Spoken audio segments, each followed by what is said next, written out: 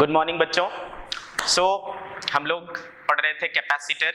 Last lecture में हम लोगों ने स्टार्ट किया था combination of capacitors, okay. And combination of capacitors को आगे बढ़ाने से पहले एक टॉपिक जो हमें पहले ही डिस्कस कर लेना चाहिए था वो रह गया था, उसको पहले हम लोग डिस्कस कर लेंगे, फिर अपने टॉपिक को कंटिन्यू करेंगे। जैसा मैंने बोला था बेटे आप लोगों को कि कैपेसिटर्स जो है हम 3 पढ़ेंगे अपने इस चैप्टर में।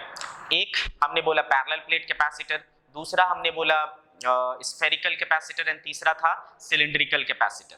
तो spherical capacitor and cylindrical capacitor हमारा रह गया था, ठीक है। तो इन दोनों कैपेसिटर्स को हम लोग एक बार देख लेते, बहुत ज्यादा नहीं है, ठीक है। इसका जस्ट मेन जो है अपना पैरेलल प्लेट कैपेसिटर ही होता है, पूरा चैप्टर आपका उसी के ऊपर बेस्ड है कैपेसिटर का। बट थोड़ा सा ओवरव्यू अपने को जानना होता है स्फेरिकल कैपेसिटर का एंड cylindrical capacitor का। So we will discuss spherical capacitor first, then cylindrical capacitor. Let's start with spherical capacitor.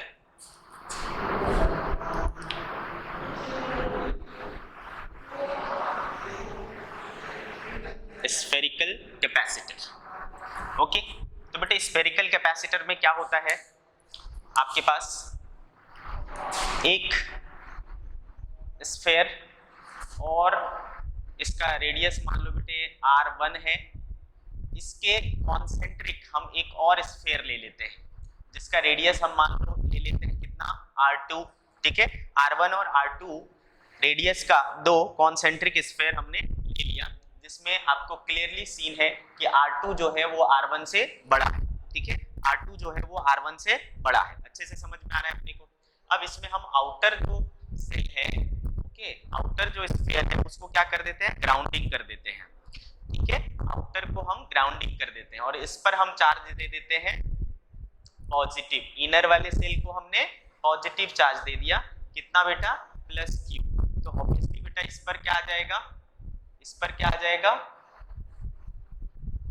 एक माइनस चार्ज आ जाएगा, कितना, -q इस इनर वाले सेल पर, और आउटर पे कुछ भी नहीं होगा, ठीक है। आउटर पे कुछ भी नहीं होगा, ठीक है। ये हमारा सिचुएशन है। अब बेटे आपको पता है, मैंने आपको बताया है कि जब भी आप अर्थिंग कर देते हो, ग्राउंडिंग कर देते हो, जैसा कि हमने यहाँ पर आउटर सेल का किया हुआ है ग्राउंडिंग, तो ग्राउंडिंग आप जिस सरफेस का कर देते हो, जिस सेल का कर देते हो, जिस कंडक्टर का कर देते हो, उसका पोटेंशियल क्या हो जाता है, 0 हो जाता है। ये चीज हमें अच्छे से समझ में आता है। तो यहाँ का जो पोटेंशियल है बेटा, यहाँ का जो पोटेंशियल है वो 0 है, इसमें कोई भी शक नहीं है। अब अगर मैं इस सरफेस का पोटेंशियल निकालना चाहूँ, पोटेंशियल 1 है ना, ये सरफेस 1 है और ये सरफेस 2 है, तो 2 का पोटेंशियल आपको क्या दिख रहा है, 0, और 1 का पोटेंशियल मान लो हमने क्या बोला, V1। Can we find potential of inner surface, that is V1, है ना। तो चलो V1 कितना होगा ये हम पता करने की कोशिश करते हैं। तो बेटे यहाँ पर जो पोटेंशियल होगा वो किसकी वजह से होगा, इस चार्ज की वजह से एंड देन इस चार्ज की वजह से। तो ये चार्ज इसका क्या है, सरफेस है, सरफेस पर क्या होता है बेटा, फॉर्मूला KQ/R।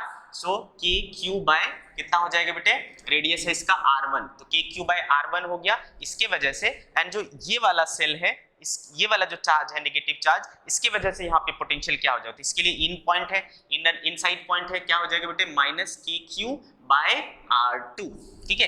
तो ये कितना निकल कर के आ रहा है, KQ कॉमन हो जा रहा है, 1/R1 - 1/R2, है ना। ये आपका आ गया पोटेंशियल ऑफ 1, ठीक है। फर्स्ट सरफेस का इनसाइड सरफेस का पोटेंशियल आ गया, और जैसा आप देख पा रहे हो सेकेंड सरफेस का पोटेंशियल क्या है, 0 है। देयरफॉर इनके बीच में जो पोटेंशियल डिफरेंस है बेटा, वोल्टेज है इनके बीच में, वो कितना है, दिस माइनस दिस, है ना, क्या हो जाएगा, KQ 1/R1 - 1/R2, this much is the potential difference between them. अब चूंकि आपको पता है सिंस Q इक्वल्स टू क्या होता है, C इंटू V, है ना। चार्ज इस कैपेसिटर पर क्या है बेटा, तो हमने पढ़ा है कि चार्ज जो है किसी कैपेसिटर का कौन होता है, पॉजिटिव प्लेट का चार्ज ही क्या कहलाता है, चार्ज ऑन द कैपेसिटर कहलाता है। तो पॉजिटिव प्लेट पर हमने Q चार्ज लिया है, तो Q charge is the charge on the capacitor, ठीक है। और वोल्टेज आपने निकाला, तो बेटे यहाँ से हम पता कर सकते हैं कि कैपेसिटेंस कितना होगा। So capacitance is Q/V, okay. So C जो है यानी कैपेसिटेंस इस सिस्टम का जो आ रहा है वो है Q अपॉन वोल्टेज आपका देखो कितना आया था के क्यू 1/R1 माइनस 1/R2, ठीक है, दिस मच। तो ये Q और ये Q कैंसिल हो गया बेटे, C इक्वल्स टू 1/K क्या होता है आपको पता ही है, 4πε0 होता है। इसको सिंप्लीफाई करिए आप, R1 R2 है ना, R2 माइनस R1, ठीक। तो ये चीज जो है ऊपर चला जाएगा, 4πε0 R1 R2 upon R2 minus R1, ठीक है। This is the capacitance of spherical capacitor, ठीक है। so this is the formula, okay, required formula for spherical capacitor is 4πε0 R1 R2 upon R2 minus R1। ये चीज हमें अच्छे से समझ में आ रही है, क्लियर है बेटे, आगे बात समझ में। चलिए, तो जैसा मैंने बोला अपने को spherical capacitor and then cylindrical capacitor पढ़ना है। तो अगला जो हमारा कैपेसिटर है वो है cylindrical capacitor. Let's talk about cylindrical capacitor, okay.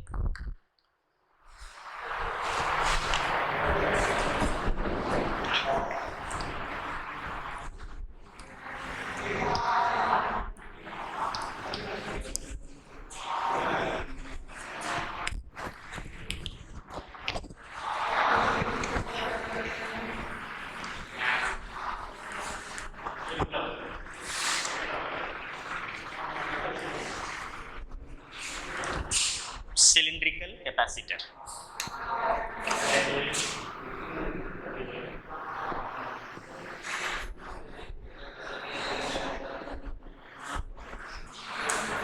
चलिए बात करते हैं बेटा सिलिंड्रिकल कैपेसिटर की। तो इसमें क्या होता है, हम दो कोएक्सियल सिलेंडर ले लेते हैं। क्या ले लेते हैं?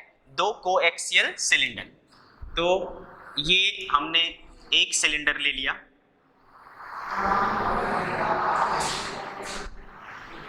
ये इसका क्या हो गया बेटा, एक्सिस हो गया। इसी एक्सिस पर हम एक और सिलेंडर बना लेते हैं।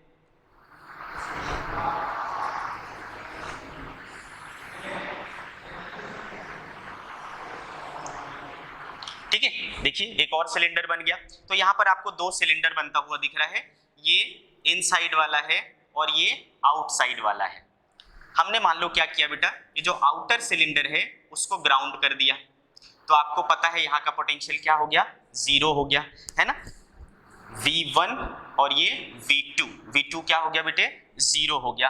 ठीक है, आ रही बात समझ में। अब इस पर जो है हमने क्या दे दिया, पॉजिटिव चार्ज दे दिया। अंदर वाले पर हमने पॉजिटिव चार्ज दे दिया, तो इस वाले पे क्या आ जाएगा, माइनस चार्ज आ जाएगा इनसाइड वाले पर।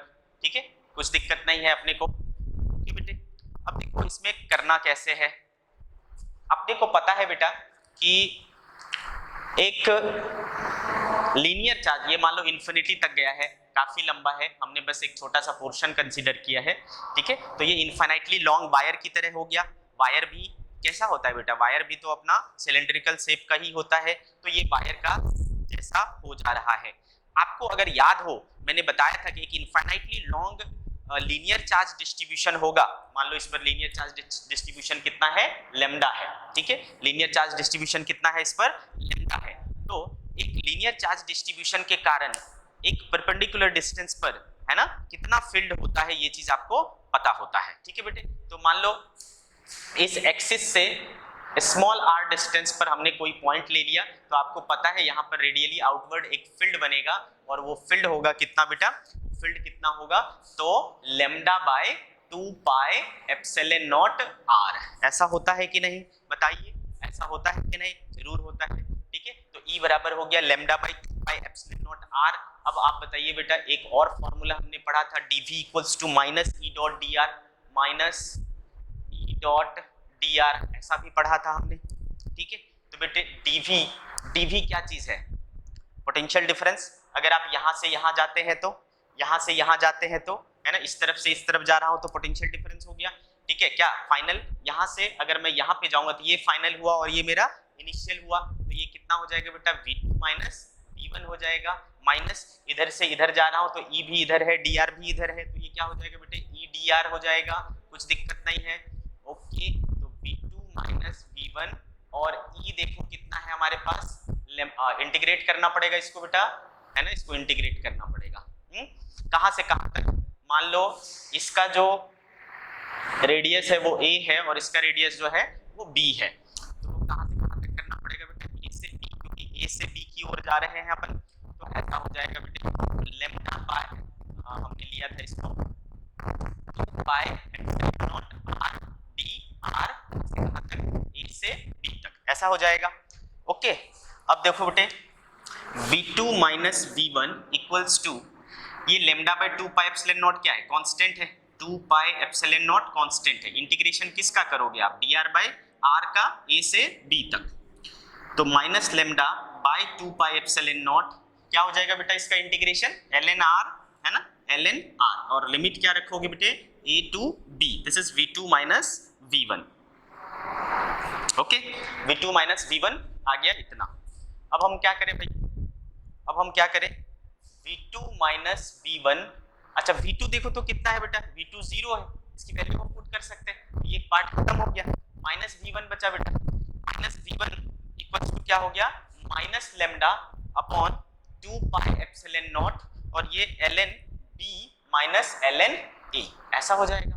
ये माइनस और ये माइनस कैंसिल हो गया बेटा, v1 equals to lambda by 2 pi epsilon naught, और ये क्या हो जाएगा? लॉग की प्रॉपर्टी यूज करके ln b by a, this is the potential of v1। तो बेटे दोनों जो सिलेंडर्स हुए, दोनों सिलेंडर्स के बीच का पोटेंशियल डिफरेंस कितना है? वोल्टेज कितना है? Potential difference. तो बेटा पोटेंशियल डिफरेंस जो होता है ना, वो हमेशा कैसे निकालते हैं अपन? कैपेसिटर का potential difference, that means positive plate का पोटेंशियल माइनस नेगेटिव प्लेट का पोटेंशियल। तो पॉजिटिव प्लेट का पोटेंशियल कितना है? v1 माइनस 0, तो हमें क्या चाहिए? v1 चाहिए। तो यहाँ पर जो डेल v है यानी v है वो किसके बराबर है? v1 के बराबर है, और v1 देखो कितना आया आपके पास? Lambda by 2 pi epsilon naught ln b by a, this much is your potential difference. Well, आ रही बात समझ में? अब बेटे पोटेंशियल डिफरेंस आ गया है ना। अच्छा, एक चीज आप मुझे बता सकते हो, चूंकि इस पर लीनियर चार्ज डिस्ट्रीब्यूशन है और मान लो इसकी लंबाई हमने जो है L ले रखा है, कितना ले रखा है? L ले रखा है, तो इस सिलेंडर पर कितना चार्ज इनक्लोज होगा, इस सिलेंडर पर कितना चार्ज आएगा, इस लेंथ में कितना चार्ज होगा, वो आपको पता चल जाएगा। तो आपको पता है बेटा, क्योंकि Q बराबर क्या होता है? लेम्डा इंटू L होता है ना। Q बराबर क्या होता है? Lambda into L। और क्या पता है आपको? C बराबर जो है वो Q अपॉन V होता है। तो Q के बदले आपके पास है लेम्डा L और V के बदले है lambda ln B by A upon 2 pi epsilon naught. तो बेटे देखो ये लेम्डा और ये लेम्डा कैंसिल हो जा रहा है, ये ऊपर चला जाएगा, तो 2 pi epsilon naught L upon ln B by A। This is the formula of capacitance for cylindrical capacitor. ठीक है बेटे, सिलिंड्रिकल कैपेसिटर के लिए कैपेसिटेंस का फॉर्मूला होता है इतना। ओके, वेल, अच्छे से समझ में आ रहा है अपने को? Very good. चलिए, तो ये जो दो छोटे छोटे पॉइंट्स थे जो हमें पहले ही कवर कर लेना चाहिए था, कोई बात नहीं, यहाँ पर भी कर सकते हैं, कुछ दिक्कत नहीं, अभी तक इनका हमें यूज पड़ा नहीं था। ठीक है, तो spherical capacitor, cylindrical capacitor, parallel plate capacitor, all we have covered here. हाँ, तो जैसा आपने देखा कि बहुत ज्यादा एक्सटेंसिव यूज है पैरेलल प्लेट कैपेसिटर का, उतना इनका यूज नहीं है, रेयरली आपको ये देखने को मिलेंगे। ठीक है, इसलिए पैरेलल प्लेट कैपेसिटर पर आपको ज्यादा फोकस करना है। ठीक है, पूरा चैप्टर जो है उसी के ऊपर बेस्ड है। चलिए आगे बढ़ते हैं, इनका बस आप फॉर्मूला याद रखें, वही काफी है। क्लियर?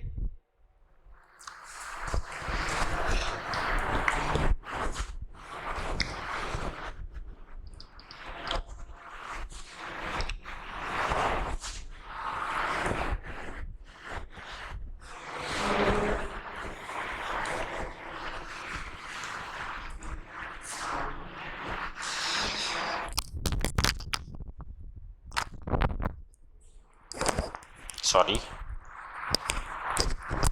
ओके।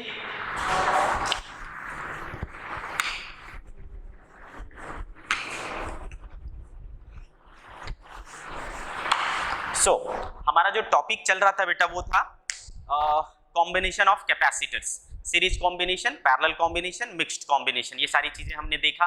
ठीक है, उसके कुछ वेराइटीज भी हमने देखे कि कैसे कैसे प्रॉब्लम्स जो हैं आपके कॉम्बिनेशन ऑफ कैपेसिटर्स के ऊपर होंगे। ठीक है, तो उस कड़ी को और आगे बढ़ाते हुए देखते हैं कि और किस टाइप के प्रॉब्लम्स इसके ऊपर आ सकते हैं। तो ऐसा नहीं है बेटा कि हमेशा सिर्फ आपको इक्विवेलेंट कैपेसिटेंस कैलकुलेट करने को ही आएगा, है ना। इक्विवेलेंट कैपेसिटेंस के अलावा और भी चीजें पूछी जा सकती है आपसे, जैसे कि उस पर चार्ज कितना फ्लो होगा, हर एक इंडिविजुअल कैपेसिटर पर चार्ज कितना फ्लो होगा, हर एक इंडिविजुअल कैपेसिटर पर वोल्टेज कितना होगा, है ना, टोटल चार्ज क्या होगा, टोटल वोल्टेज क्या होगा, ये सारी चीजें भी आपसे पूछी जा सकती हैं अलॉन्ग विथ कॉम्बिनेशन। ठीक है, क्योंकि ये सारी चीजें आप तभी कवर कर पाओगे जब आपको कॉम्बिनेशन आएगा। तो combination is just a part, ठीक है, ऑफ बिगर प्रॉब्लम। क्लियर? तो चलो अब कॉम्बिनेशन के मिला करके हम कैसे कैसे क्वेश्चंस बना सकते हैं वो भी हम देखेंगे। ठीक है, ओके। और उससे पहले कॉम्बिनेशन के और भी तरीके होते हैं, जैसा कि मैंने आपको क्या बोलते हैं, डाइलेक्ट्रिक्स डाल करके सिखाए, फिर मैंने आपको पॉइंट्स लेने के लिए सिखाया, पॉइंट्स ले लेकर के आप कैसे पता कर सकते, जहां आपको अनकंफर्ट हो रहा हो समझने में कि कौन सा कैपेसिटर सीरीज में जुड़ा हुआ है, कौन सा कैपेसिटर पैरेलल में जुड़ा हुआ है। ठीक है, तो जब आपको ऐसा अनकंफर्ट महसूस हो तो कैसे करना है, तो आपको क्या करना है भाई, पॉइंट्स कंसीडर करने हैं, ऐसे पॉइंट्स को कंसीडर करने हैं जिनके पोटेंशियल्स क्या है, सेम है। जिन पॉइंट्स के पोटेंशियल सेम होते हैं उन सबको एक ही पॉइंट से दिखाया जाता है। कैसे पता चलेगा किन किन पॉइंट्स का पोटेंशियल सेम है, तो जो पॉइंट्स डायरेक्टली कनेक्टेड होते हैं वो सबके पोटेंशियल सेम होते हैं, उनको हम सिंगल पॉइंट से शो करते हैं। आ रही बात समझ में? इसी कड़ी में बेटा एक प्रकार का प्रॉब्लम होता है जिसमें हम प्लेट्स गिवन होता है। ठीक है, प्लेट्स के ऊपर प्रॉब्लम करते हैं। चलिए समझते हैं कैसे होता है ये।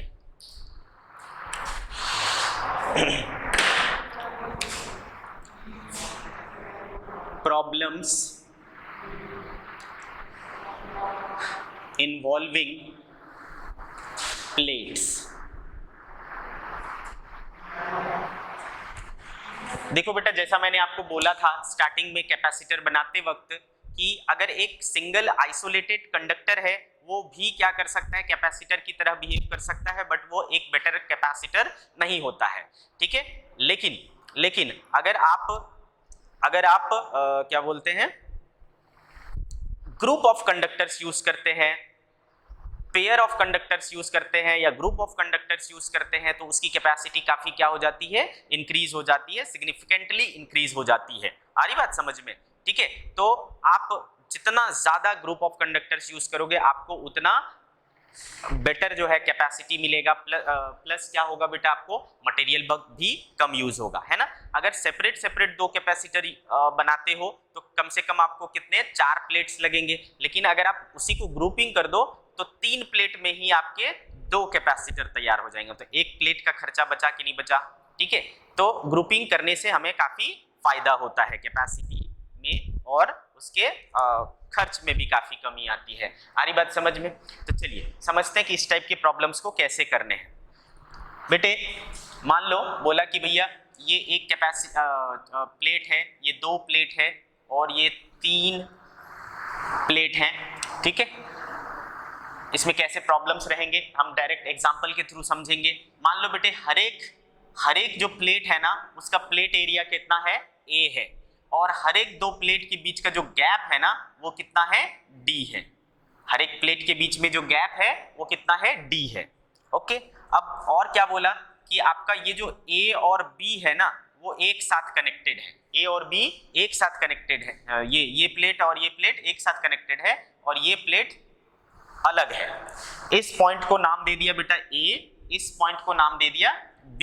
ठीक है, अब आपको बोलता है कि A और B के बीच में कैपेसिटेंस निकालो, C between A and B। This is the problem. तो कैसे करेंगे बेटा, इसमें समझो कि ये जो 2 प्लेट है ना, ये दोनों प्लेट मिलकर के क्या करेंगे, एक पैरेलल प्लेट कैपेसिटर फॉर्म करेंगे और इसका कैपेसिटेंस कितना हो जाएगा। तो चूंकि आपको पता है C बराबर क्या होता है बेटा, epsilon naught A upon D होता है, तो epsilon naught A upon D इसका हो जाएगा क्योंकि प्लेट एरिया A है और सेपरेशन D है। सिमिलरली इन दोनों के बीच में भी वही चीज हो रहा है, इसका भी प्लेट एरिया A है, इसके बीच भी सेपरेशन D है, यहाँ भी एक कैपेसिटर फॉर्म होगा और वो हो जाएगा epsilon naught A by D। Well, इसके कैपेसिटेंस हो जाएंगे epsilon naught A by D। बहुत अच्छे। अब समझना है कि ये जो दोनों कैपेसिटर है, ये जो दो कैपेसिटर, 3 प्लेट तो 2 कैपेसिटर फॉर्म हो रहा है बेटा, है ना। मैंने बोला है अगर n नंबर ऑफ प्लेट्स होंगे तो कितने कैपेसिटर फॉर्म्स होंगे बेटा, तो n-1, एक कम, है ना, कैपेसिटर फॉर्म होंगे। क्लियर। तो बेटा ये दोनों कैपेसिटर कैसे जुड़े हैं, तो इसको निकालने के लिए फिर से हम पोटेंशियल मेथड यूज करेंगे, है ना, पोटेंशियल मेथड यूज करेंगे। जितने जो प्लेट्स सेम पोटेंशियल पर होंगे उनको हम सिंगल पॉइंट से शो करेंगे, और जो समझ आ रहा है, जो पॉइंट्स सेम पोटेंशियल पर होंगे उनको हम एक पॉइंट से शो करेंगे, प्लस जो पॉइंट्स सेम पोटेंशियल पर है ये कैसे पता चलेगा, तो इसके लिए क्या देखना है आपको, कौन कौन से डायरेक्टली कनेक्टेड है। जो पॉइंट्स या जो प्लेट्स डायरेक्टली कनेक्टेड हैं उनको, उनके पोटेंशियल को हम सेम कंसीडर करेंगे और उनको हम एक सिंगल पॉइंट से शो करेंगे। तो देखो बेटा यहाँ पर ये वाला प्लेट और ये वाला प्लेट क्या है, देखो एक साथ कनेक्टेड है, तो ये क्या हो गया, सेम पोटेंशियल पर हो गया, और ये अलग है ना, तो इसका पोटेंशियल अलग होगा। तो यहाँ पर कुल मिलाकर के हमें क्या मिल रहे हैं बेटे, दो ही तो पॉइंट्स मिल रहे हैं, एक पॉइंट क्या मिल रहा है ए, और एक पॉइंट क्या मिल रहे हैं हमारे पास बी, है ना। अब ये वाला जो प्लेट है, देखो ये वाला प्लेट, ये ए नाम रखा है ना, तो ये भी क्या हो गया बेटा ए, ये वाला ए है तो ये भी क्या हो गया ए, है ना, सेम पोटेंशियल पर है, इनका पोटेंशियल सेम है, और इसको हमने क्या माना है बी। तो बेटे देखो ये वाला कैपेसिटेंस किसके बीच बन रहा है, ए और बी के बीच में, बना लो बेटे ए और बी के बीच में बन गया, है ना। सिमिलरली ये किसके बीच में बना हुआ है, ये भी तो ए और बी के बीच में ही है, तो ये भी क्या होगा, ए और बी के बीच में ही होगा। हो गया बेटा, दोनों कैपेसिटर जुड़ गए ए और बी के बीच में, है ना, ए और बी के बीच में दोनों प्लेट जुड़ गए, बहुत अच्छी बात है, सॉरी दोनों कैपेसिटर जुड़ गए। दोनों का कैपेसिटेंस का वैल्यू क्या था, सेम ही था। अब क्लियर समझ में आ रहा है कि ये दोनों सीरीज में कनेक्टेड है या पैरेलल में कनेक्टेड है, बताओ बेटे कैसे कनेक्टेड है ये, तो ऑब्वियसली दिख रहा है कि ये पैरेलल में कनेक्टेड है। जब पैरेलल में कनेक्टेड होते तो सी इक्विवेलेंट क्या होता था, जुड़ जाते थे सीधा, सी प्लस सी क्या हो जाएंगे, 2c हो जाएंगे, 2 और c की वैल्यू देखो आपके पास क्या है, epsilon naught a upon d, so c equivalent here is 2 epsilon naught a upon d। Well, आ रही बात समझ में, वेरी गुड।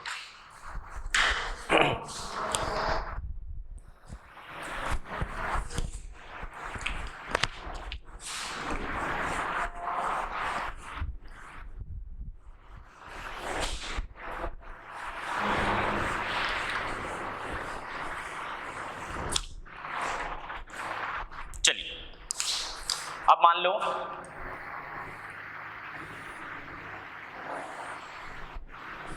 ठीक है, इस बार हमने क्या किया बेटा, 4 प्लेट ले लिए, ठीक है, और इनको हमने कैसे किया,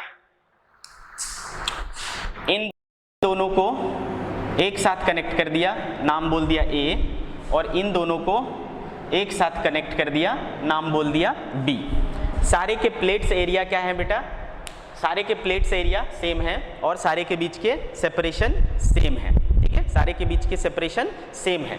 तो एक के बीच में जो कैपेसिटेंस फॉर्म होगा वो कितना हो जाएगा बेटा, epsilon naught a upon D, ऐसा, ठीक है, एक के बीच में इतना कैपेसिटेंस बन गया। अब यहाँ कितने कैपेसिटर बन रहे हैं ये आप बताओ, तो चूंकि बेटे देखो 3 है तो 4 प्लेट है तो 3 बनेंगे ऑब्वियसली, तो एक यहाँ बन रहा है, एक यहाँ बन रहा है और एक यहाँ बन रहा है, 3 बन रहा है। अब ये जुड़ेंगे कैसे ये सोचना है, तो जैसा आपने देखा बेटा ये एक साथ कनेक्टेड है तो यहाँ का पोटेंशियल क्या होगा, सेम होगा, तो यहाँ का A, ये भी क्या हो जाएगा बेटा A, ये वाला B है तो ये B हो जाएगा और ये भी क्या हो जाएगा B हो जाएगा। तो टोटल कितने पोटेंशियल्स मिल रहे हैं बेटा, टोटल कितने पॉइंट्स मिल रहे हैं, ओनली 2 पॉइंट्स आर देयर, ठीक है, तो एक A ले लिया बेटा, दूसरा B ले लिया बेटा, हाँ A और B ऐसे 2 पॉइंट्स ले लिया हमने, क्लियर है। अब देखो क्या करना है, ये वाला कैपेसिटर किसके किसके बीच में जुड़ा हुआ है, A से B के बीच में, जोड़ लो A से के बीच में, A से B के बीच में हमने जोड़ लिया। ये किसके बीच में है, ये भी तो A और B के बीच में है, तो ये क्या हो गया, एक और हमने जोड़ लिया A से B के बीच में। अब ये किसके बीच में जुड़ा हुआ है, ये भी A और B के बीच में जुड़ा हुआ है, तो इसको भी जोड़ लिया A और B के बीच में। अब देखो हमें बहुत अच्छे से दिख रहा है कि ये तीनों जो है सीरीज में है या पैरेलल में है, पैरेलल में है, पैरेलल में है तो क्या हो जाएगा, C equivalent equals to thrice of C हो जाएगा, थ्राइस और C कितना है हमारे पास, epsilon naught A upon D, हाँ epsilon naught A upon D, तो इसका जो इक्विवेलेंट कैपेसिटेंस हो गया वो हो गया 3 times epsilon naught A upon D। Well,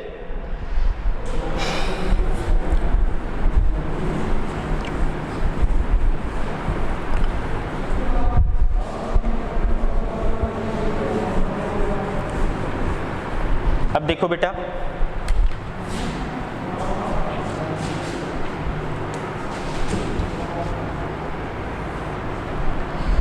अब मान लिया इस बार हमने 5 प्लेट ले लिया, ठीक है, कितने ले लिए? 5 ले लिए। इसको एक साथ कनेक्ट कर दिया, नाम बोल दिया A, और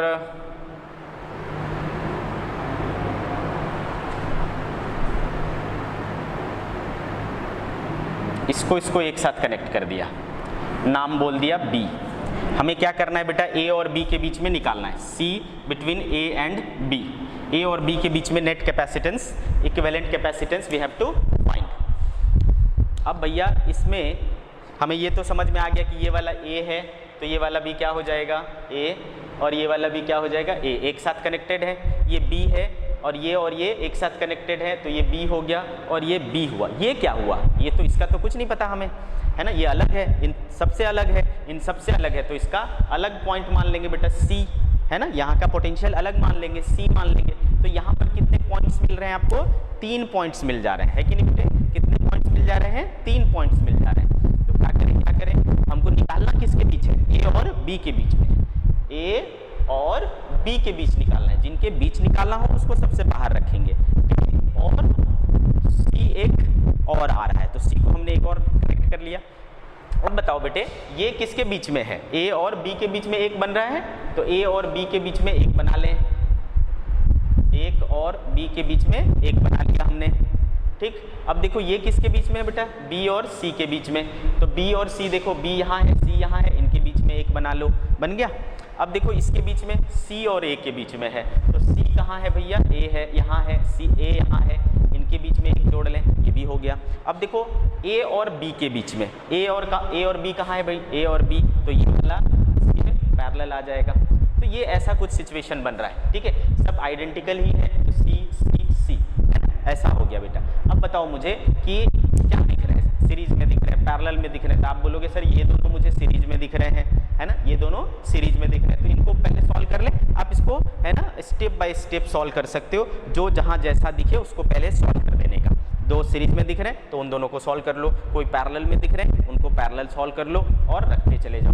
ये दोनों हमें सीरीज में दिख रहे हैं बेटा, दोनों आइडेंटिकल हैं। याद करो मैंने एक स्पेशल केस करके लिखाया था कि जब भी आइडेंटिकल कैपेसिटर्स सीरीज में जुड़े हों तो उसका रिजल्टेंट क्या हो जाता है? आधा हो जाता है। तो इनका रिजल्टेंट क्या हो जाएगा बेटा? आधा, यानी C/2। तो इसको हम क्या लिख सकते हैं? इसके बदले C/2 लिख सकते हैं।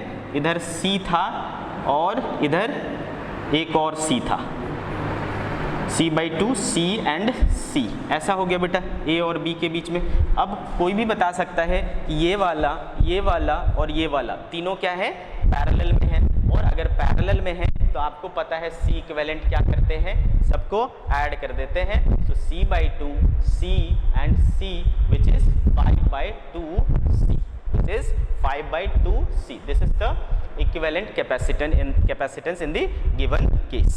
Well, अच्छे से समझ में आ रहा है बेटे?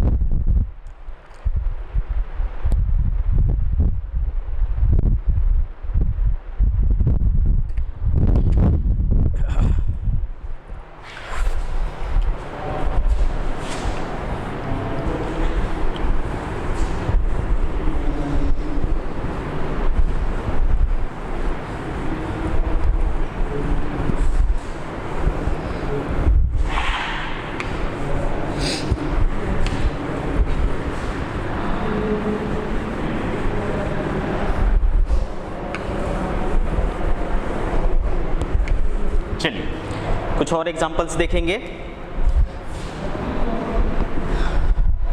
इस बार 1 2 3 4 5, फिर से 5 लिए हमने। इस बार हमने क्या किया? इसको और इसको कनेक्ट कर दिया, नाम बोल दिया A, और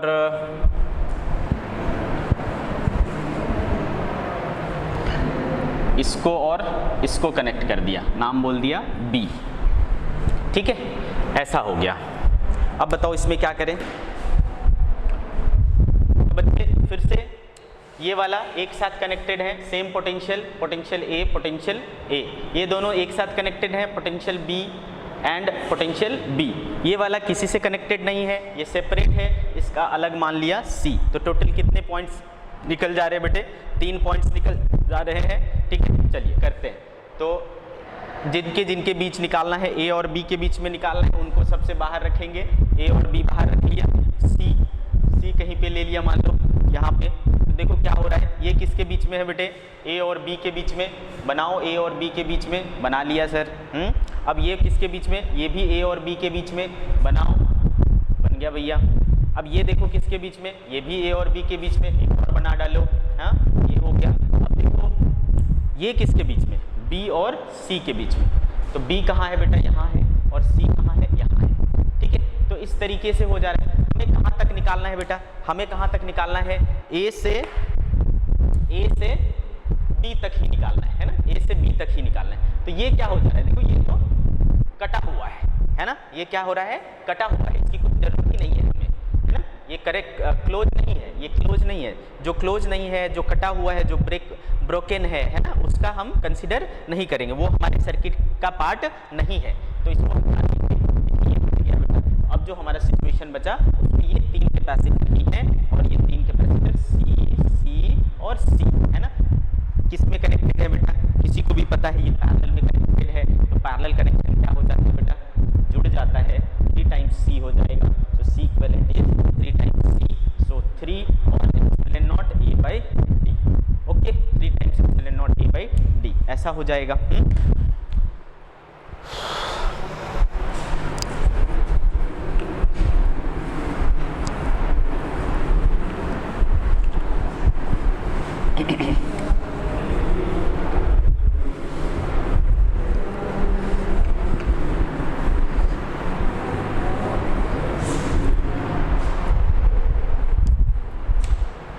एग्जाम्पल, इस बार मान लो 1 2 3 4 5 और हमने 6 प्लेट्स ले लिए, 6 प्लेट्स।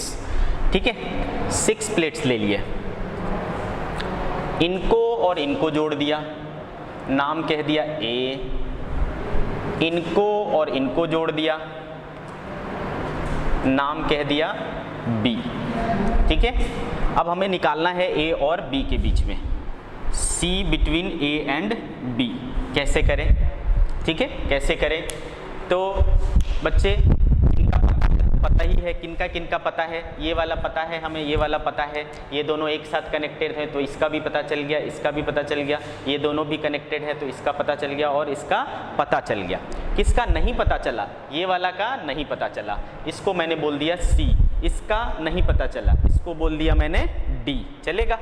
चलो ठीक है। अब हमें क्या करना है बेटा? किसके बीच निकालना है? ए और बी के बीच में। तो उनको सबसे बाहर ले लेंगे, ए और बी को। क्या नहीं पता है? सी और डी नहीं पता है। यहाँ पर मान लो मैंने सी ले लिया, यहाँ मान लो हमने डी ले लिया, ऐसा। अब देखो कौन किसके बीच कनेक्टेड है, ये बताओ किसके बीच में? ए और सी के बीच में। किधर है भाई? ए, ये रहा। और किधर है? सी, ये रहा। ये किसके बीच में? ये भी ए और सी के बीच में। तो ए और सी के बीच में, ये भी हो गया। अब क्या है? ये ए और बी के बीच में है। ठीक है, ये किसके बीच में है? ए और बी। तो कहाँ है ए और बी? देखो ये ए और बी के बीच में हमने इसको बना लिया। ठीक है, अब देखो किसके बीच में? बी और डी। ये हो गया बी और डी बेटा। तो बी और डी के बीच में ये बन गया। और ये किसके बीच में है? डी और बी।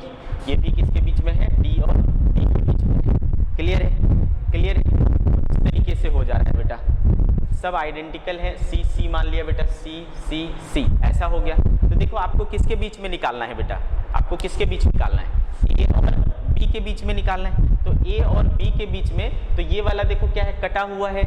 ये वाला भी क्या है? कटा हुआ है ना? ये देखो ये सर्किट में इनक्लोज नहीं है ना? ए और बी के बीच में ये नहीं है, तो इसे क्या कर लेंगे? हटा लेंगे, है ना? ये इसकी यहाँ मुझे कोई ज़रूरत नहीं है। ये भी यहाँ से क्या हो जाएगा? आउट ऑफ सर्किट है मेरा। ठीक है, तो अब ए और बी के बीच में मेरे पास क्या बच रहा है बेटा? एक ही बच रहा है, सी। तो यहाँ सी इक्विवेलेंट क्या हो जाएगा बेटे? सी हो जाएगा। आ रही बात समझ में? यहाँ पर सी इक्विवेलेंट क्या हो जाएगा? सी हो जाएगा। वेल, अच्छे से समझा बेटे? चलिए,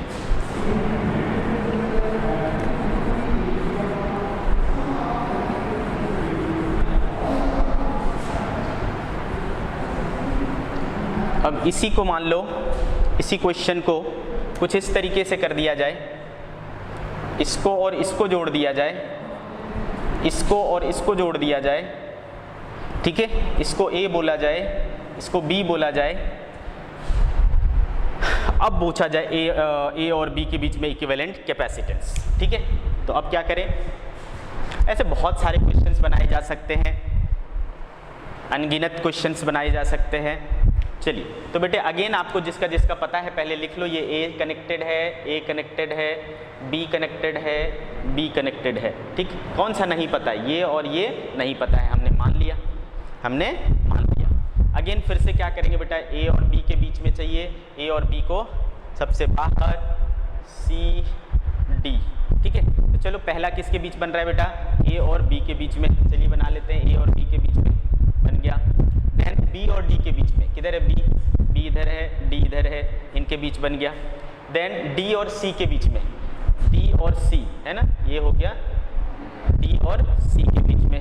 देन सी और ए के बीच में, सी और ए के बीच में, ये हो गया बेटे। देन ए और बी के बीच में, ठीक है। देन क्या हो रहा है? ए और बी के बीच में, ए और बी के बीच में, है ना, ऐसा हो जाएगा। क्लियर है? तो बेटे फिर से आप क्या देख पा रहे हो? मैं इसको क्या लिख सकता हूँ? इसको देखो, इसको इधर ऐसा कर सकता हूँ, ए ये और ये सीधा कनेक्टेड है, या इसको ऐसा उठा करके कर लूँ, है ना, इसको ऐसा उठा लूँ, ये इधर, तो ये क्या हो जाएगा बेटा? ये ऐसा सीधा हो जाएगा। इसको थोड़ा सा मॉडिफिकेशन करो तो क्या हो जाएगा? या फिर आप क्या करो,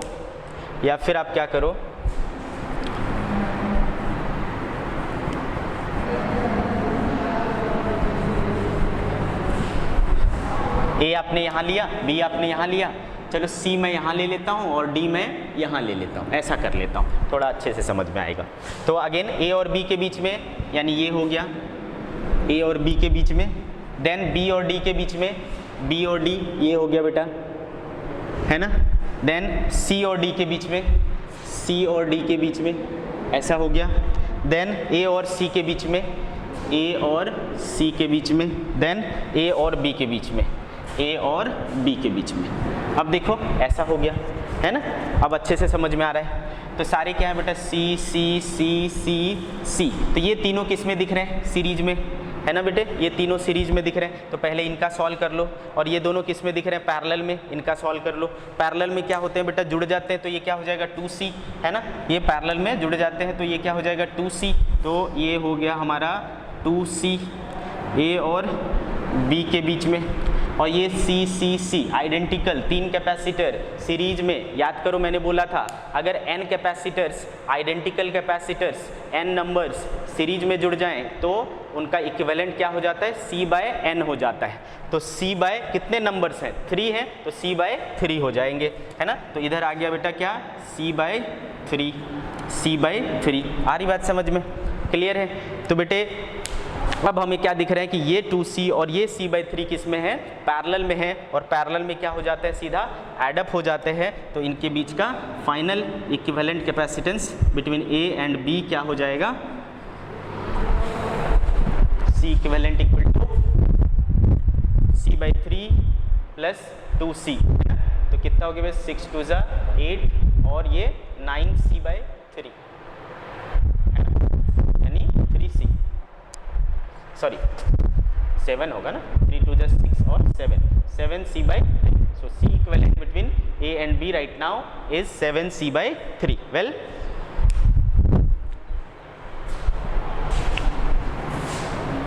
तो इस टाइप के अगर प्लेट्स वाले प्रॉब्लम हो बेटे तो आप आसानी से पोटेंशियल्स डिसाइड करके, पॉइंट्स डिसाइड करके आप कैलकुलेट कर सकते हैं। आपके बुक्स में भी काफ़ी क्वेश्चंस मिल जाएंगे इसके ऊपर, इनको सॉल्व करना है।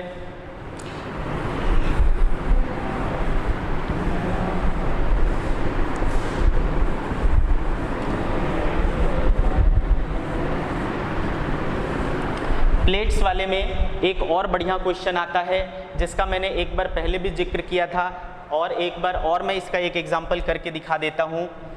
एग्जाम्पल, अगर मान लो बोला बेटा कि एक मेटल प्लेट है एंड देन एक और मेटल प्लेट है, ठीक है, बोला कि इस पर टोटल 60 माइक्रोकुलाम का चार्ज है और इस पर टोटल 100 माइक्रोकुलाम का चार्ज है, ठीक है, इस पर टोटल 60 माइक्रोकुलाम का है और इस पर टोटल 100 माइक्रोकुलाम का चार्ज है। तो बताओ इस पर चार्ज, हर एक फेस पर चार्ज क्या होगा। यहाँ मान लो Q1, यहाँ Q2, यहाँ Q3, यहाँ Q4, ठीक है। तो ये Q1 कितना होगा, Q2 कितना होगा, Q3 कितना होगा, Q4 कितना होगा, है ना। ये सारी चीज़ें अगर हमें पता करनी हो कैसे करेंगे। तो एक चीज़ मैंने आपको बार बार बताया है, कभी भी कोई दो प्लेट्स फेसिंग हो, एक दूसरे को फेस कर रहे हो, तो उनका जो इनर सरफेस होता है, फेसिंग, इनर फेसिंग सरफेस जो होता है, उस पर चार्ज हमेशा इक्वल एंड अपोजिट होता है, इक्वल एंड अपोजिट होता है। तो ये जो दो फेसेस हैं, ये इक्वल फेसिंग सरफेस है, इनर सरफेस है, फेसिंग सरफेस है, इन पर जो चार्ज होगा वो इक्वल एंड अपोजिट होंगे। क्लियर है मेरी बात, ठीक। तो देखो क्या हो जा रहा है बेटा, अगर मान लो मैंने बोला इस पर x, तो इस पर ऑटोमेटिकली क्या हो जाएगा, -x हो जाएगा, ठीक है। अब x हो गया बेटा, इस पे टोटल 60 था, उसमें से x इस प्लेट पे ले लिया, तो इस प्लेट इस फेस पे कितना आ जाएगा, 60 - x हो जाएगा कि नहीं। सिमिलरली यहाँ -x ले चुके आप, टोटल 100 है, तो यहाँ क्या होगा बेटा, 100 + x, तभी तो इनका टोटल 100 आएगा, ठीक है। तो 100 + x आ गया, ओके। तो ये डिस्ट्रीब्यूशन हुआ। अब आपको पता करना है, आपने तो x अननोन माना है ना, आपने ये माना है, आपको पता करना पड़ेगा ना। तो क्या करेंगे बेटे, आपको क्या करना होगा, देखो आप आंख मूंद करके क्या कर लो, ये वाला और ये वाला बराबर कर लो। क्या कर लो, इसको और इसको इक्वल कर लो। क्यों कर लो, मैंने बताया था कि किसी भी प्लेट के अंदर जाओ, फील्ड क्या लो, 0 लो, तो आपने देखा था कि ये और ये क्या आता था, बराबर आता था, ठीक है। तो चलिए क्या हो गया बेटा, 60 - x = 100 + x हो जाएगा, ठीक है।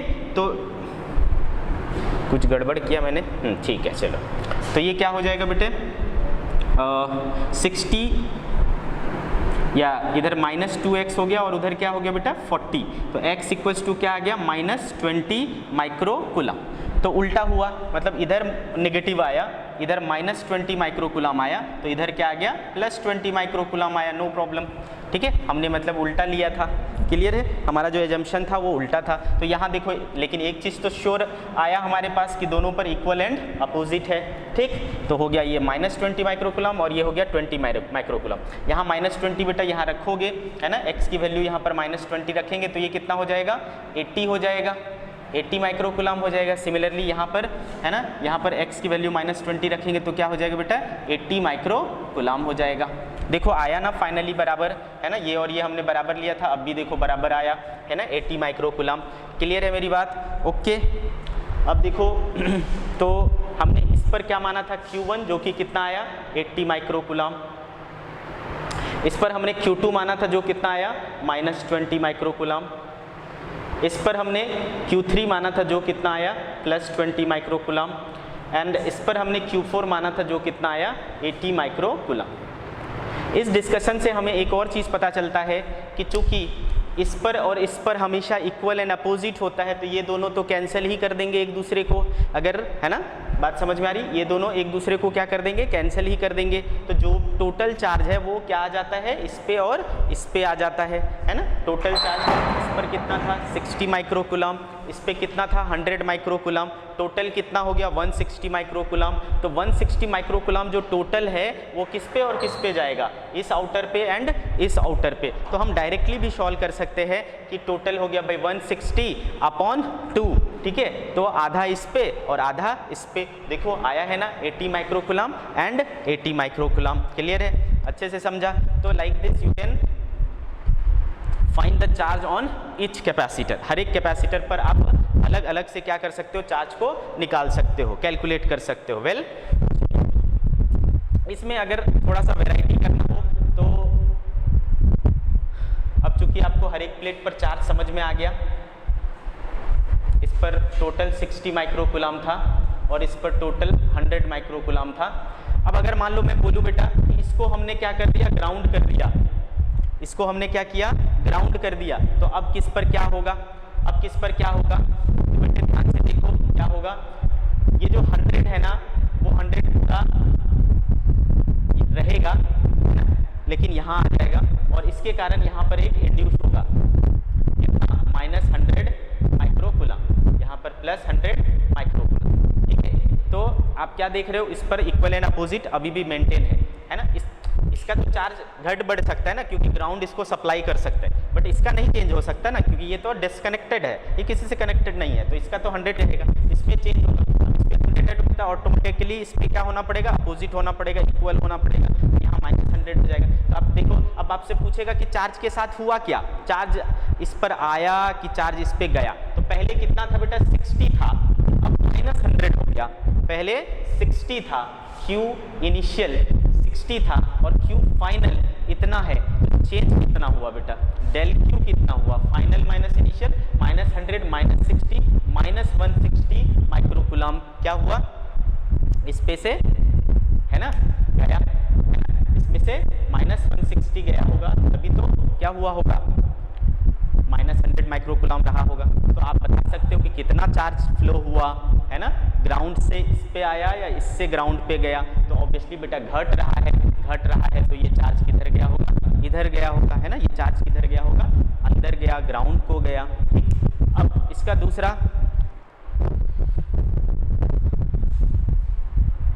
अगर आपसे ऐसा पूछा गया होता कि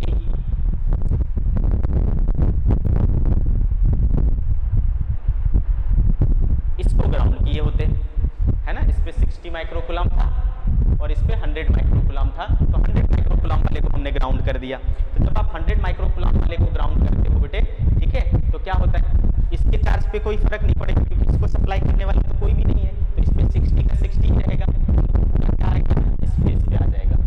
अब इसके कारण यहाँ पर क्या होगा, इंड्यूस होगा, है ना, कितना, -60, इक्वल एंड अपोजिट होना, इधर +60 है तो इधर -60 होना पड़ेगा, है ना बेटे। तो देख अब इस पे क्या हुआ, ये इधर अब कुछ भी नहीं है, इधर अब कुछ भी नहीं है, ठीक है, तो इधर क्या हो गया, 0, तो इस केस में Q1 0 हो गया, Q2 इतना हो गया, Q3 इतना हो गया एंड Q4 इतना हो गया।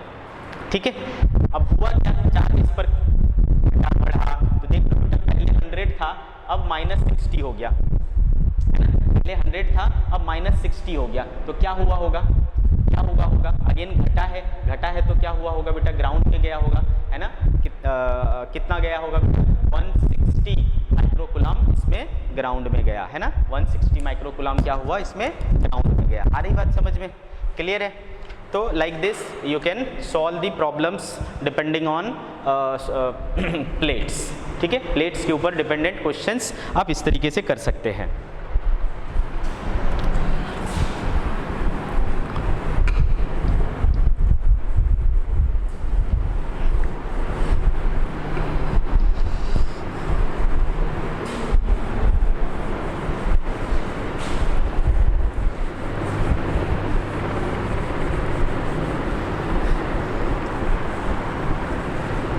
अब जैसा मैंने बोला बेटा कि ऐसा जरूरी नहीं है कि सिर्फ आपको C इक्विवेलेंट निकालने बोले या फिर इक्विवेलेंट कैपेसिटेंस निकालने बोले, ऐसा जरूरी नहीं है ना।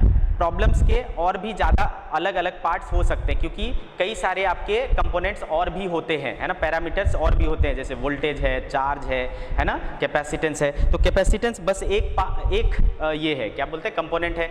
इसके अलावा भी और चीज़ें हम एक सर्किट में कैलकुलेट कर सकते हैं। तो अगर मिक्स टाइप के क्वेश्चंस आए तो उसे कैसे सॉल्व करना है, चलिए ऐसे कुछ क्वेश्चंस को प्रैक्टिस करते हैं, एग्जाम्पल के थ्रू करेंगे।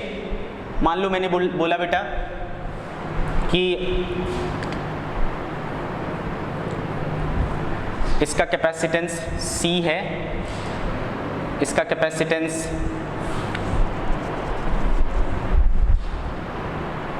C है, इसका कैपेसिटेंस 4C है। तीनों सीरीज में है और इनको हमने एक बैटरी से जोड़ दिया। V वोल्ट की बैटरी से जोड़ दिया, ठीक है, V वोल्ट की बैटरी से जोड़ दिया। मान लो इसमें कैपेसिटेंस कितना गया, चार्ज Q1 गया, Q2 गया, Q3 गया। यहाँ पर वोल्टेज ड्रॉप V1 हुआ, यहाँ पर वोल्टेज ड्रॉप V2 हुआ, यहाँ पर वोल्टेज ड्रॉप V3 हुआ। अगर आपसे पूछा जाए कि Q1 क्या, Q2 क्या, Q3 क्या, V1 क्या, V2 क्या, V3 क्या, है ना, ये सारी चीज़ें आपसे पूछी जा सकती है।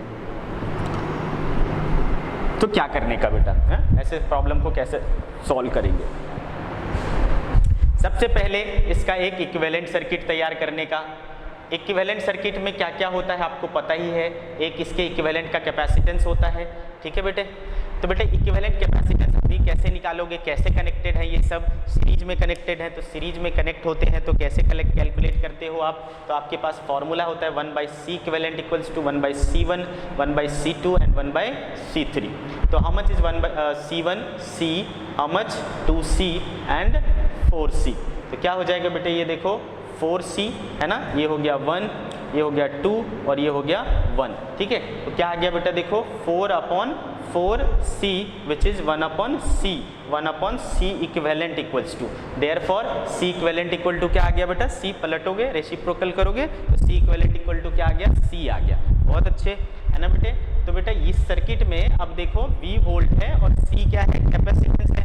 ये टोटल वोल्टेज है और ये टोटल कैपेसिटर है। तो आपको टोटल चार्ज पता चल जाएगा कि नहीं बेटे।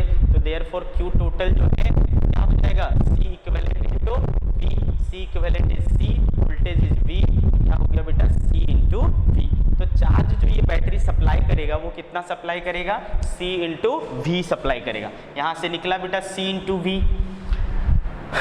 अब ये चार्ज जो है Q बराबर C इंटू V, इसमें भी जाएगा, इसमें भी जाएगा और इसमें भी जाएगा। वैसे भी मैंने आपको बोला था बेटा सीरीज कनेक्शन में है ना, हर एक कैपेसिटर में चार्ज क्या होता है, सेम होता है और सप्लाई चार्ज के बराबर होता है। तो Q1, Q2 और Q3 तीनों ही क्या होंगे बेटे, सेम होंगे। कितना, C इंटू V।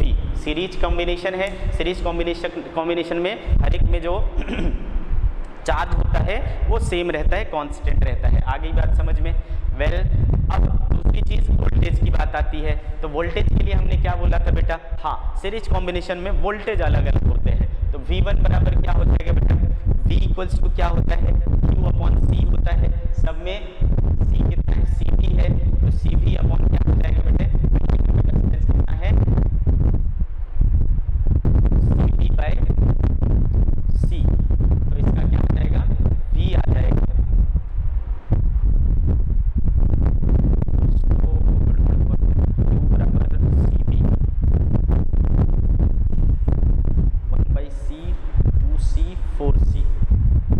यहाँ रॉन्ग किया ना हमने, यहाँ 4 आएगा ना बेटा, दिस इज 4, ठीक है, 2 एंड 1, ठीक है। 4 4 2 6 1 7, सॉरी ये 7 होगा, हाँ 7/4C, 7/4C, 7/4C। तो ये हो जाएगा आपका 4C/7 है ना, ये क्या हो जाएगा 4C/7। तो C इक्विवेलेंट क्या हो जाएगा आपका, CV, तो 4C/7 इंटू V यानी 4CV/7 है ना। Q कितना हो जाएगा, 4CV/7। अगेन यहाँ से 4CV/7, यहाँ भी क्या हो जाएगा 4CV/7, ठीक है। अब बेटे जो पहला वोल्टेज था वो क्या हो जाएगा, Q/C। Q कितना है आपके पास, 4CV/7 और इसका कैपेसिटेंस कितना है, C। तो C कैंसिल हो जाएगा, 4V/7 पहला ड्रॉप हो गया। दूसरे में कितना ड्रॉप हो जाएगा बेटा, यहाँ का चार्ज तो वही है 4CV/7, बट यहाँ का कैपेसिटेंस 2C है, तो C कैंसिल हो गया, 2 से 2 कैंसिल हो गया बेटे, 2V/7 आया यहाँ का। और थर्ड जो ड्रॉप है कितना हो जाएगा, यहाँ पर भी 4CV/7 है एंड कितना हो जाएगा 4C कैंसिल हो गया, V/7 हो गया, ठीक है। क्या हो गया, V/7। तो आपको आ जाना है क्या, 4V/7 एंड V/7। हर एक में आपको जो वोल्टेज ड्रॉप है वो आपको मिल गया। V1 equals to 4V/7, V2 equals to 2V/7 और V3 इक्वल्स टू V/7। चलो, है ना, मिल गया हमें सारी चीज़ें। ओके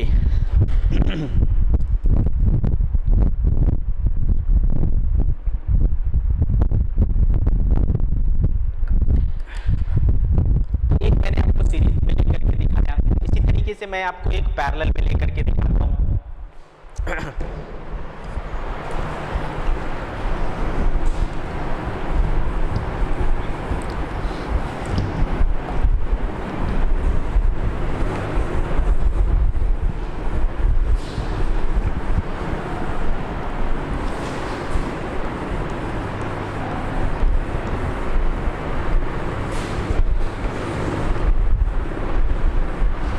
एक पैरेलल में लेके देख लेते हैं।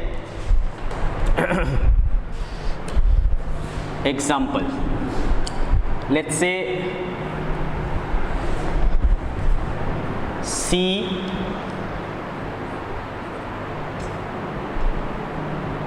(4C) एंड 5C, ऐसे 3 कैपेसिटर को पैरेलल में ले लिए हमने, ठीक है, और इसको दे दिया बैटरी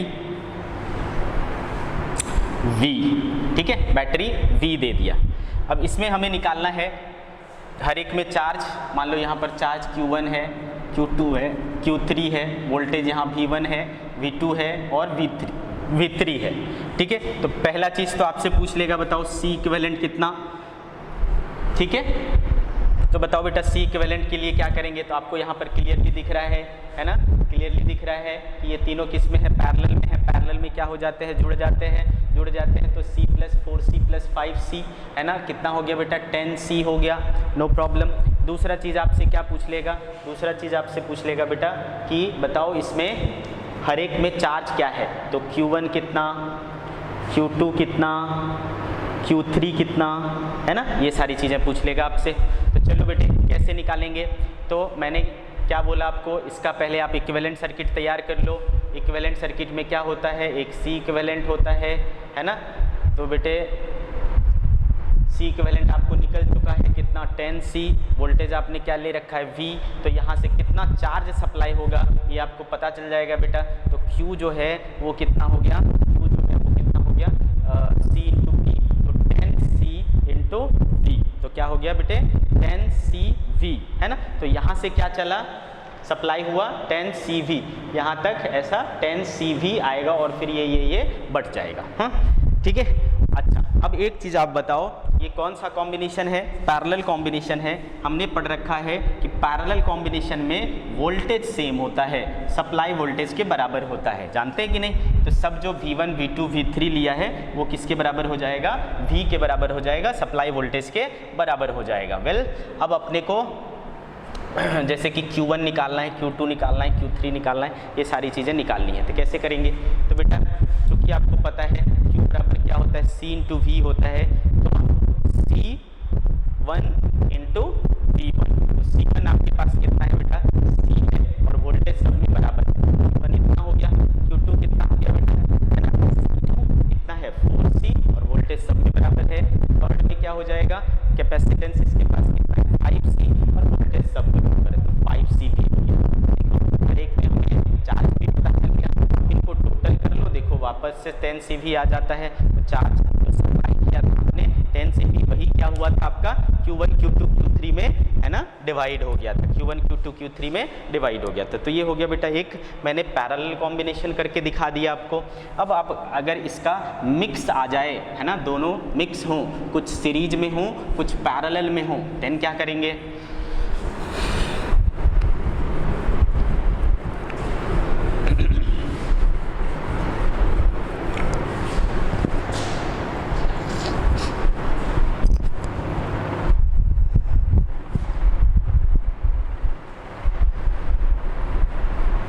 ठीक है। मिक्स वाला एक देख लेते हैं एग्जाम्पल। अगर मान लो बेटा एक ऐसे कनेक्टेड है, दो ऐसे कनेक्टेड है, इसका मान लो C बोला, इसका मान लो 9C, इसका मान लो 6C, ठीक है, या 6C और 3C ले लेता हूँ।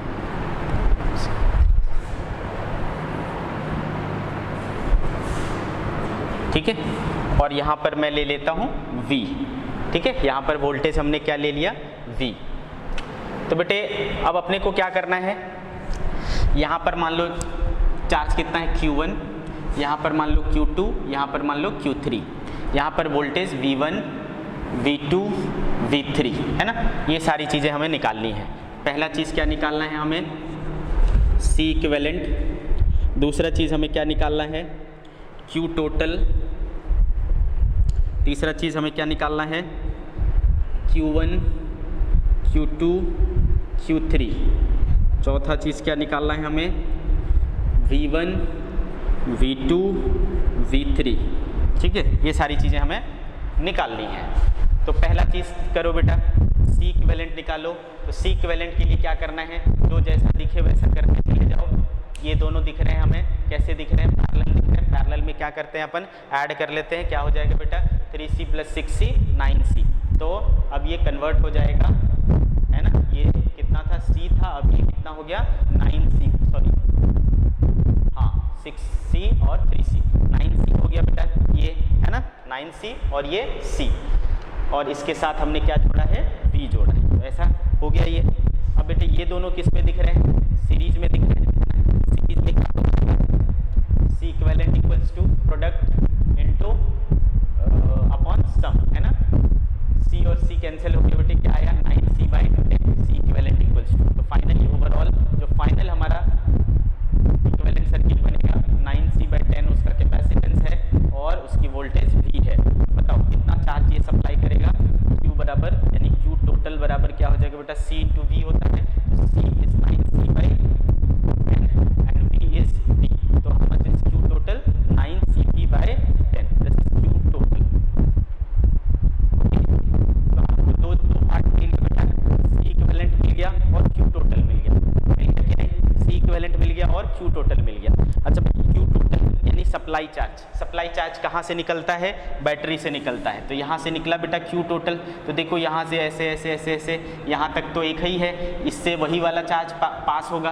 तो ये जो Q1 है वो बेसिकली किसके बराबर है, टोटल चार्ज के बराबर ही है, जो कि क्या हो गया बेटा, 9CV/10। तो यहाँ तक वही रहा, है ना, वहाँ यहाँ तक क्या हुआ, वही रहा। अब यहाँ पर क्या हो जाएगा बेटा, अब इसमें देखो तो यहाँ से टोटल चार्ज निकला 9CV/10, यही चीज़ इसमें जाएगा, यही चीज़ इसमें जाएगा।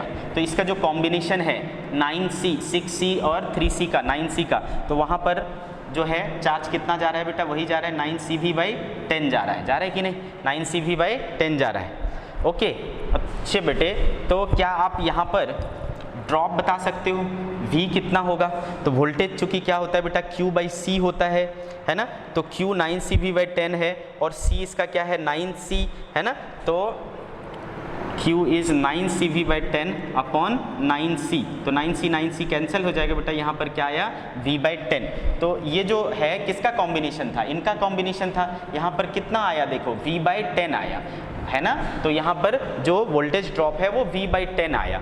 तो बेटे ये और ये क्या है, पैरेलल में कनेक्टेड है। और हमने पढ़ा है कि पैरेलल कनेक्शन की प्रॉपर्टी होती है कि दोनों मतलब जितने भी पैरेलली कनेक्टेड है सब में वोल्टेज क्या होगा, सेम होगा। तो इसमें V/10 आया है बेटा, तो इसमें भी क्या होगा, V/10 होगा, है ना, यहाँ पर भी V/10 होगा। अब यहाँ पर चूंकि आपको वोल्टेज मिल गया, आपको कैपेसिटेंस पता है, तो क्या चार्ज नहीं निकाल लोगे, है ना, चार्ज निकाल लोगे। तो Q2 बराबर क्या होगा बेटा, Q बराबर C × V होता है, तो 3C और V/10, तो क्या हो गया बेटा, 3CV/10। सिमिलरली ये Q3 भी निकल जाएगा, यहाँ पर भी वोल्टेज आपका इतना, कैपेसिटेंस इतना, तो Q3 इक्वल टू क्या हो गया बेटा, 6C × V/10 which is 6CV/10।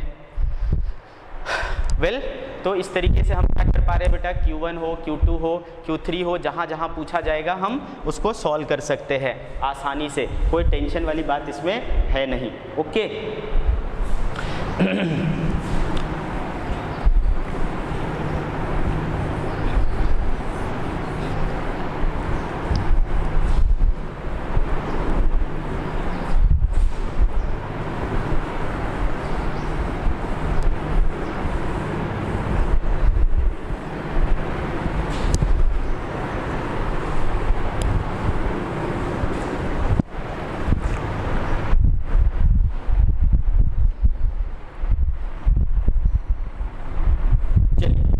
आध हम लोग बुक के प्रॉब्लम्स देखेंगे।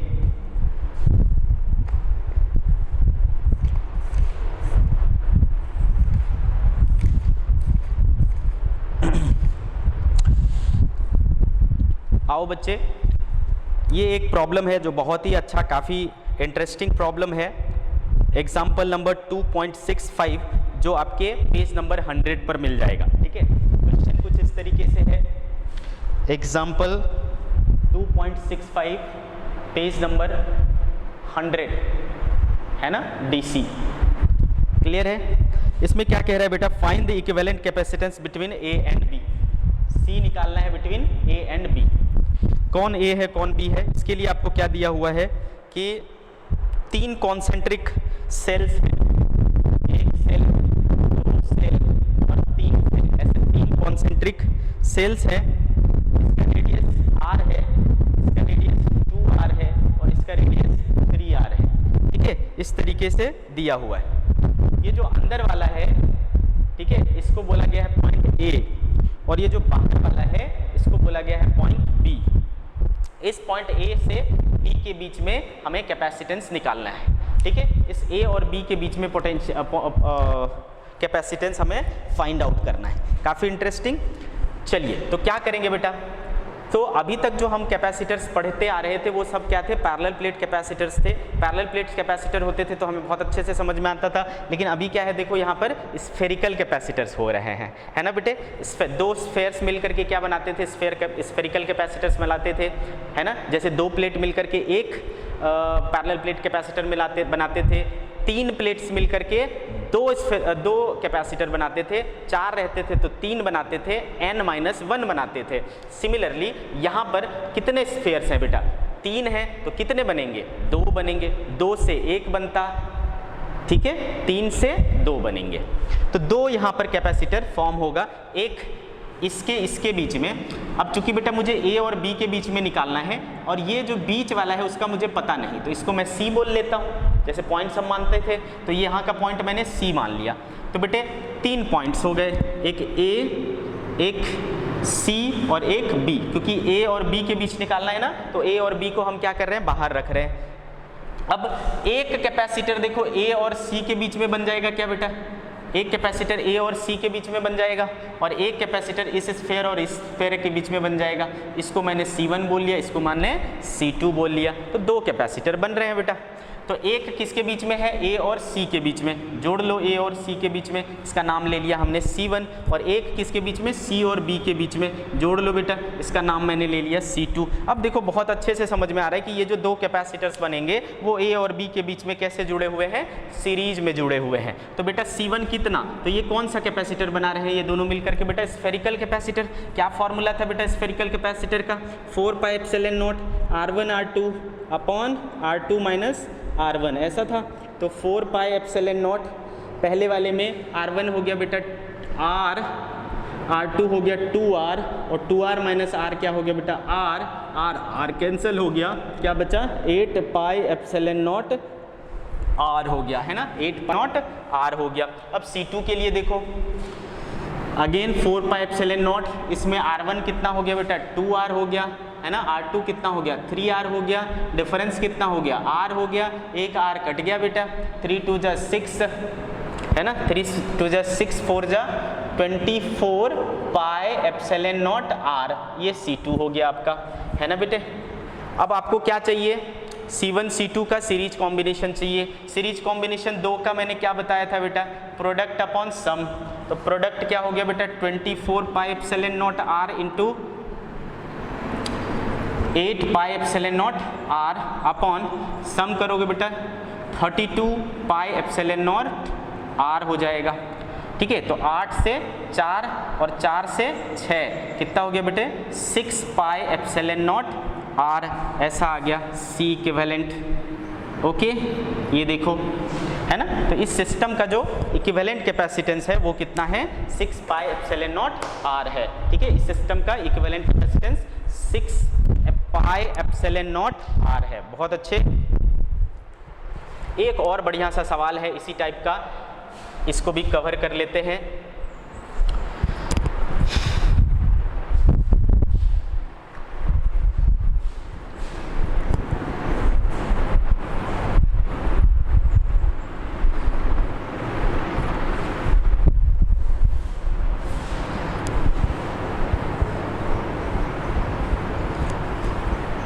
एग्जाम्पल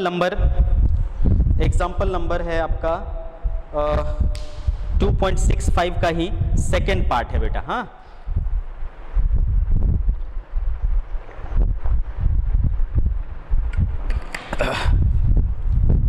इसमें क्या कहा गया है कि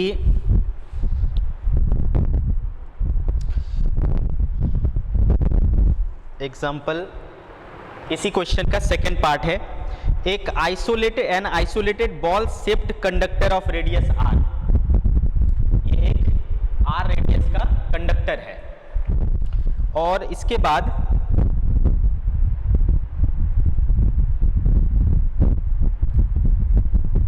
आर रेडियस का ऐसे एक ये जो पोर्शन है, ये इसमें डाइलेक्ट्रिक भरा हुआ है।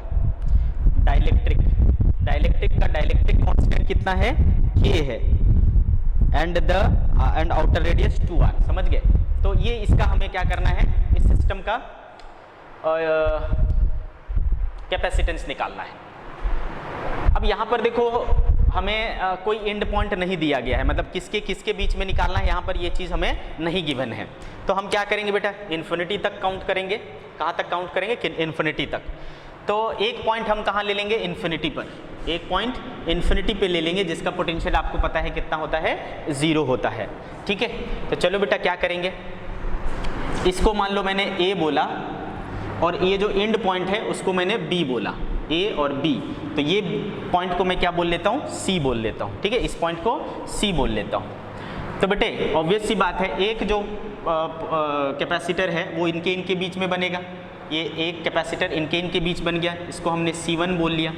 और एक कैपेसिटेंस जो है इस स्फीयर और इन्फिनिटी के बीच में बनेगा।